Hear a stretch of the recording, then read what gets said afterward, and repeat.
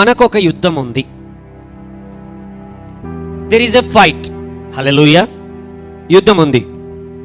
So యుద్ధం ఉన్నది, కానీ డైరెక్ట్ ఈ బాడీతో చేసేటువంటి యుద్ధం కాదు, చేతులతో చేసే యుద్ధం కాదు, లేకపోతే వెపన్స్, చేతిలోనికి గన్స్, స్వాట్స్, కత్తులు తీసుకొని చేసే యుద్ధము కాదు. హల్లెలూయా. అయితే యుద్ధం ఉన్నది అని ఉన్నది. యుద్ధం ఉన్నది, శరీరంతో చెయ్యము. హల్లెలూయా. అయితే ఆయుధాలు ఉన్నాయి. అయితే శారీరక పరమైన ఆయుధాలు కాదు. మనకొక ఎనిమి ఉన్నాడు, మనకొక శత్రువు ఉన్నాడు. వాడు ఎవడు అని అంటే బైబిల్ చెబుతున్నది, శరీరం కలిగిన వాడు ఎవడు కూడా మన శత్రువు కాదు. ఏమున్నది? శరీరం ఎవరికి ఉందో వాడు మన శత్రువు కాదంటే, భార్యకు భర్త శత్రువు కాదు. హల్లెలూయా. భర్తకు భార్య, లేకపోతే కొడుకులు, అన్నదమ్ములు, లేకపోతే పైన ఉన్న అధికారులు, లేకపోతే వారు వీరు, they are not our enemies. వారు శత్రువులు కాదు. బహుశా ఆస్తి కొట్లాటలు ఉండొచ్చు, లేకపోతే కుటుంబంలో కొట్లాటలు ఉండొచ్చు, లేకపోతే నువ్వు పనిచేసే చోట నీ వ్యాపారంలో కొట్లాటలు ఉండొచ్చు, నీ సంబంధ బాంధవ్యాలలో కొట్లాటలు ఉండొచ్చు మనుష్యులతో. స్టిల్ వాళ్ళ మధ్య కూడా యుద్ధం ఉంటుంది, వాళ్ళ మధ్య కూడా మాటలు ఉంటాయి, వాళ్ళ మధ్య కూడా పోట్లాటలు ఉంటాయి. అయితే బైబిల్ చెబుతున్నది శత్రువు మాత్రము కాదు. మన యుద్ధము శరీరముతో చేసేటువంటి యుద్ధము కాదు, ఆత్మ సంబంధమైన యుద్ధము. ఆత్మ సంబంధమైన యుద్ధము. హల్లెలూయా. ఇంకొకటి ఏంటంటే, మనకు శత్రువు ఉన్నాడు. అపవాది మన శత్రువు, సాతాను మన శత్రువు, లూసిఫర్ మన శత్రువు. హల్లెలూయా.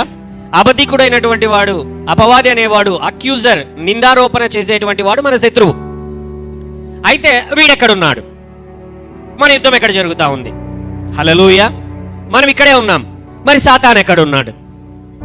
సాతానుతో యుద్ధం అని దేవుని వాక్యం సెలవిస్తున్నది. హల్లెలూయా. అర్థమవుతున్నది కదండి నేను చెబుతున్నటువంటి మాటలు మీకు? గత వారములుగా ఎందుకు నేను పదే పదే చెబుతున్నాను? గత వారముల సందేశాలు యూట్యూబ్లో ఉంటున్నాయి, వినండి వినండి అని ఎందుకు చెబుతున్నానంటే, 1-2-3 సార్లు వింటేనే కొన్ని సందేశాలు చక్కగా అర్థమవుతాయి.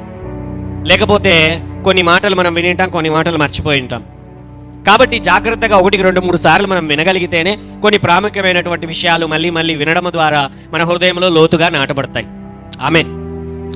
ఇక్కడ యుద్ధము మనము చేస్తున్నాం, కనబడేటువంటి శరీరాలతో కాదు, కనబడనటువంటి ఆత్మలోకములో. బైబిల్లో ఇక్కడ ఉంటున్నది అంటుంట ఏంటంటే, ఎఫెసీ 6:12 వచనంలో, ఏలయనగా మనము పోరాడునది శరీరులతో కాదు, ప్రధానులతోనూ అధికారులతోనూ ప్రస్తుత అంధకార సంబంధులకు లోకనాథులతోనూ ఆకాశ మండలమందున దురాత్మల సమూహములతోనూ పోరాడుచున్నాము.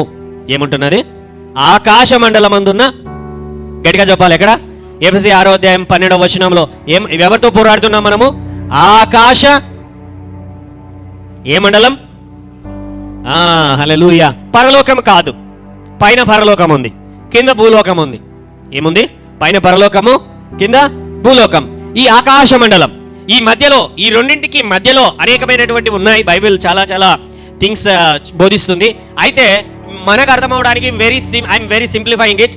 పైన పరలోకం ఉంటున్నది, మధ్యలో ఆకాశ మండలం ఉంటున్నది, కింద కనబడేటువంటి నేల, భూమి, మనము కూర్చుంటున్నాం, తింటున్నాం, తాగుతుంటున్నాం, కనబడేటువంటిది శారీరక లోకం. పరలోకము దేవుడున్నది. ఆకాశ మండలం అనేది దయ్యపు దూతల సమూహములు, అలాగే దేవదూతల సమూహములు కూడా అందులో తిరుగుతూ ఉన్నారు. హల్లెలూయా. బాగా గుర్తుపెట్టుకోవాలి ఈ మాట. మనకు యుద్ధం ఉంది. యుద్ధము చేయుచున్నది ఆకాశ మండలమందున్న, ఎక్కడ? ఆకాశ మండలమందున్న దయ్యపు దూతల సమూహములతో, పడదోయబడిన దయ్యపు దూతల సమూహములతో, సాతానుతో పాటి పరలోకము నుండి పడవేయబడిన దయ్యపు దూతల సమూహములు అన్నీ వచ్చి ఎక్కడ కూర్చున్నాయి అంటే ఆకాశ మండలంలో కూర్చుని ఉన్నాయి. ఆమేన్. హల్లెలూయా.